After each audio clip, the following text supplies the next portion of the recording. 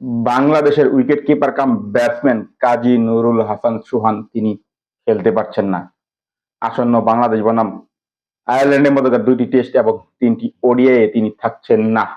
হ্যাঁ, কারণ কারণ একটাই, তিনি ইনজুরিতে পড়েছেন বা তার ইনজুরি হয়েছে তার গোড়ালিতে, পায়ের গোড়ালিতে তিনি ইনজুরিতে পড়েছেন বা গোড়ালিতে আঘাত পেয়েছেন। হ্যাঁ, গত বাংলাদেশ বনাম ওয়েস্ট ইন্ডিজের মধ্যকার ৩ ম্যাচের টি-টোয়েন্টি সিরিজের দ্বিতীয় টি-টোয়েন্টি বা সিরিজ নির্ধারণী বা সিরিজ যেদিনকে বাংলাদেশ খোয়ালো, ঠিক সেদিনকে তিনি অনাকাঙ্ক্ষিত ঘটনায় বা অনাকাঙ্ক্ষিত কারণে তিনি ওই ইনজুরিতে পড়েন।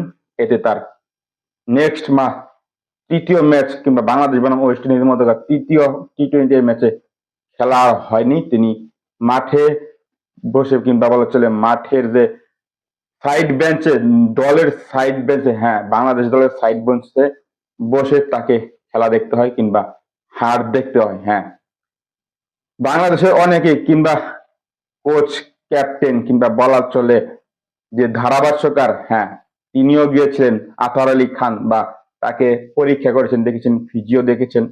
হ্যাঁ, ফিজিও বলেছেন যে তার, আমরা আজকে ইতিমধ্যে জানতে পারলাম তার রেস্ট নিতে হবে। তিনি অন্তত ৩ সপ্তাহ খেলতে পারবেন না, টোটালি অফ তার এই ৩ সপ্তাহ খেলা।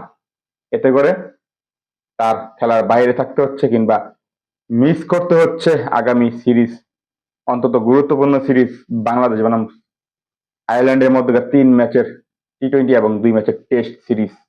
দেখা যাক কি হয়। আমরা শুভকামনা করি কিংবা দোয়া করি যাতে তাড়াতাড়ি সুস্থ হয়ে তিনি খেলার মাঠে, বা তিনি যে একজন দুর্দান্ত প্লেয়ার আমরা জানি, হ্যাঁ আমরা দেখেছি। হ্যাঁ, তিনি একা হাতে ম্যাচ জিতাতে পারেন, তিনি একা হাতে ম্যাচ জিতিয়েছেন। হ্যাঁ, ওই আফগানিস্তানের বিপক্ষে একা হাতে তিনটি টি-টোয়েন্টি তিনি জিতিয়েছেন। যাই হোক, আমরা আশা করি তিনি তাড়াতাড়ি সুস্থ হয়ে মানুষ মাঠেই ফেরত আসবে কিংবা খেলার মানুষ খেলায় ফেরত আসবে বা ক্রিকেট খেলায় ফেরত আসবে। এই তো, শুভকামনা।